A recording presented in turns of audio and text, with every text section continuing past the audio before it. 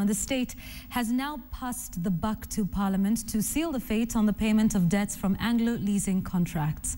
Deputy President William Ruto says the National Assembly will have the final say on whether the country will pay up 1.4 billion shillings to two companies in shadowy security contracts. As KTN's Sam Ogina reports, the Attorney General's office has also rushed to clarify the advice to the government to pay up immediately. A brief from Sharia House directing Treasury to pay 1.4 billion shillings to two Anglo leasing companies has got government at crossroads. The state has now set up the National Assembly to clean up the NAC regime's mess. Trying to absolve itself from a public backlash on the payments, government now says the decision on clearing the debt rests fully on the National Assembly. Wanataka kutulazimisha tulipe hiyo pesa, na tumesema kama tutalipa hiyo pesa lazima wananchi wa Kenya wajue ni mambo gani inaendelea, na ndio sababu tumepeleka mambo haya bunge ili bunge iamue. Kama koti imeamua ya kwamba serikali ilipe pesa hii, tutalipa ama hatutalipa, bunge ndio itaamua. Documents from the Attorney General's office indicate Kenya lost two legal suits on breach of contract. One against First Mercantile Securities and the other suit was filed by Universal SatSpace. The Kenyan defense team's tactic to rely heavily on PricewaterhouseCoopers to show inflation in prices terribly flopped. The Geneva Tribunal hearing the case and the High Court of Justice in England penalized the country for failing to prove its allegations of corruption.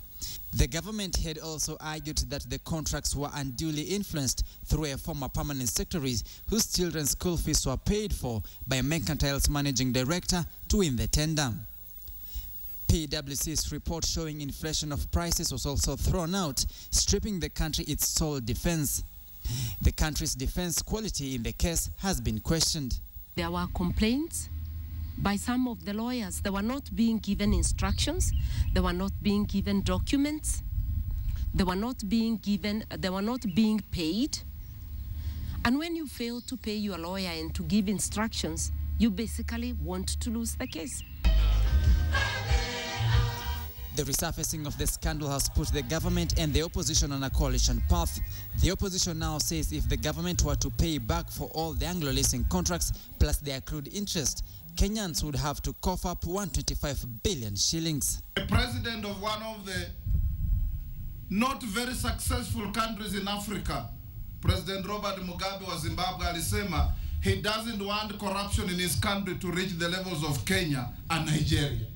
The president that time say, won't pay, can't pay. You know what this means? Na nimesoma leo ni kwamba sasa ushuru unaweza kuongezeka hata zaidi ikiwa malipo haya yatafanyika. Na wale ambao wanatupigia makelele ndio walikuwa mawaziri katika ile serikali ambayo ilitokota hii maneno ya Anglo leasing. Sasa wanatupigia makelele ya kitu gani? Wao wenyewe ndio wako na majibu ya mambo ya Anglo leasing. Kwa hivyo wasitupigie makelele. They created the problem. We are trying to find the solution.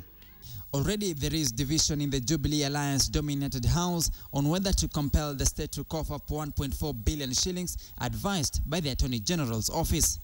The Attorney General says Kenya should pay immediately because the debt is accruing interest.